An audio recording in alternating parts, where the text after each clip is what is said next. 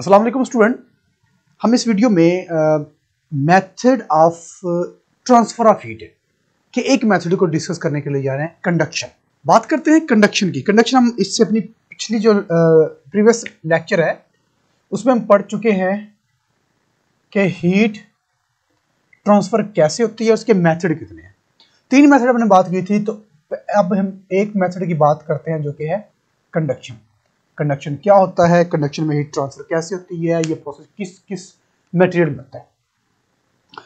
अच्छा, कंडक्शन याद रखना है अपने। पहली बात है कि कंडक्शन जो होती है वो होती है सॉलिड के अंदर।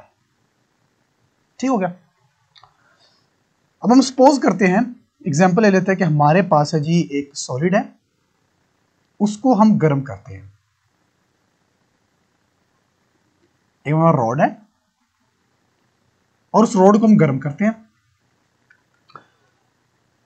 एक साइड से हमने उसको पकड़ा हुआ है, होल्ड किया हुआ है, इस तरह से हमने उसको होल्ड किया हुआ है। दूसरा एंड है उसको हम गर्म कर रहे हैं। थोड़ी देर बाद इसका दूसरा जिस जहां से हमने होल्ड किया ना वो भी गर्म हो जाएगा। ऐसे ही है। इसकी रीजन क्या है, मैं इस रॉड को ना, इसका माइक्रोस्कोपिक व्यू लेते हैं और इसको थोड़ा विजिबल करके बनाते हैं। ये इस तरह से, ये थोड़ा विजिबल करके बनाया है।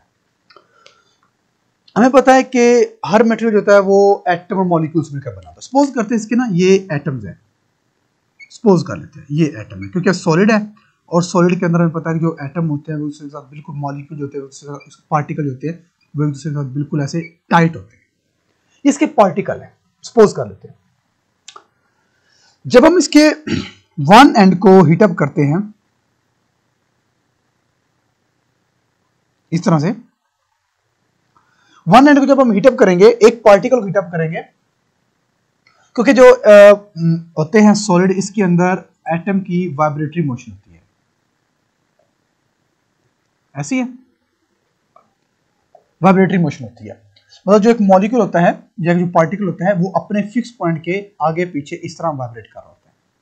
ऐसी है, वो ऐसे भी हो सकती है, वो ऐसे भी हो सकती है। जब हम इसको हीटअप करते हैं ना तो इसकी काइनेटिक एनर्जी बढ़ जाती है। जब हम पार्टिकल को हीटअप करते हैं तो पार्टिकल की काइनेटिक एनर्जी बढ़ जाती है। अब जिस बंदे में एनर्जी ज्यादा होगी, जो जिम शिम जाता होगा, एनर्जेटिक होगा, वो काम भी भाग भाग कर करेगा। ये इधर ये काम हो रहा है, वो भाग रहा है, वो फाइल लेकर जा रहा है, भाग भाग कर काम करेगा। और जिसमें एनर्जी नहीं होती वो सुस्त मुर्गे बेचारे पड़े रहेंगे, काम नहीं होगा, लस्सी पीकर आए हुए हैं। ठीक है। जिसमें एनर्जी ज्यादा होगी वो भागेगा, वो इधर भागेगा, उधर भागेगा। ऐसे ही है।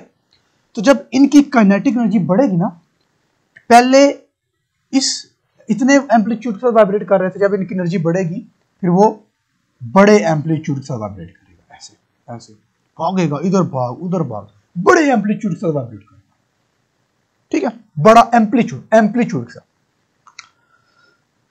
अब जब ये वाला मॉलिक्यूल, ये मॉलिक्यूल 1 है, ये मॉलिक्यूल 2 है, 3 है, 4 है, 5, 6, 7, 8, ये एग्जांपल दे रहा है।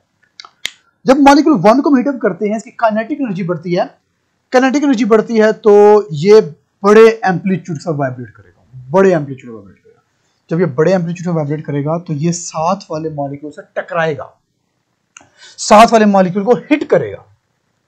आप दौड़कर आ रहे हैं, दीवार में लगते हैं, क्या होगा? दीवार क्रॉस कर जाएंगे? नहीं, गिर जाएंगे। तो जो आप दौड़कर आ रहे थे, आप में जो एनर्जी थी वो कहां गई?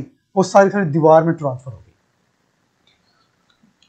जब ये बड़े एम्पलीट्यूड से वाइब्रेट करेगा तो ये टकराएगा मॉलिक्यूल 2 के साथ, तो अपनी एनर्जी को ट्रांसफर कर देगा। अब 2 वाले के पास ज्यादा एनर्जी होगी, 1 वाले के पास एनर्जी क्या हो जाएगी? लो हो जाएगी। लेकिन 1 वाले को हम कंजेक्टिव गर्म कर रहे हैं, ये और एनर्जी गेन करेगा, 2 के साथ टकराएगा, 2 में एनर्जी ज्यादा आएगी, 2 वाइब्रेट करेगा बड़े एम्पलीट्यूड के साथ।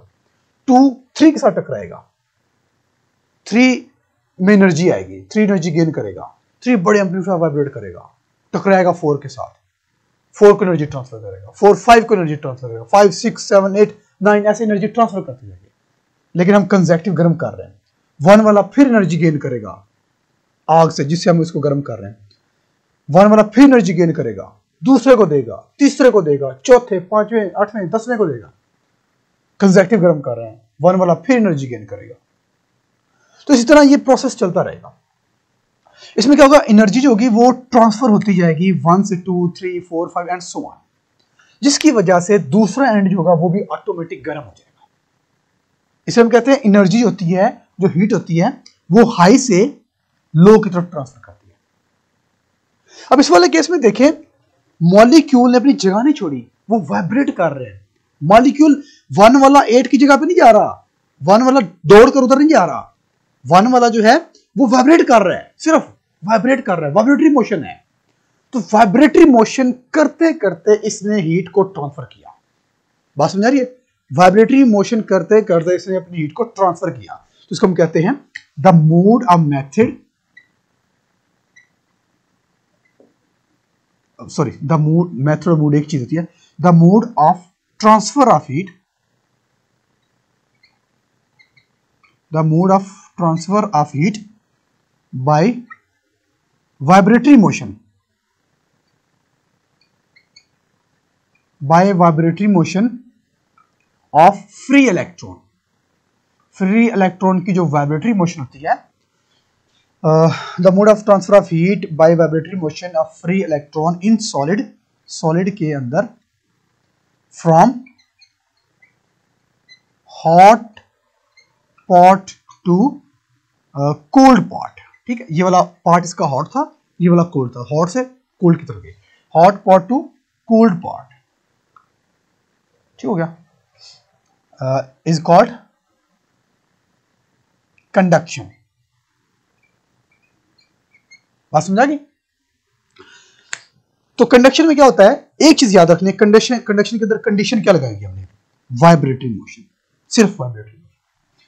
मॉलिक्यूल मूव नहीं करेगा, मॉलिक्यूल अगेन बता रहा हूं, मॉलिक्यूल मूव नहीं करेगा, पार्टिकल मूव नहीं करेगा, एटम मूव नहीं करेगा, एटम सिर्फ वाइब्रेट करेगा, सिर्फ वाइब्रेट करेगा, जस्ट याद रहेगा।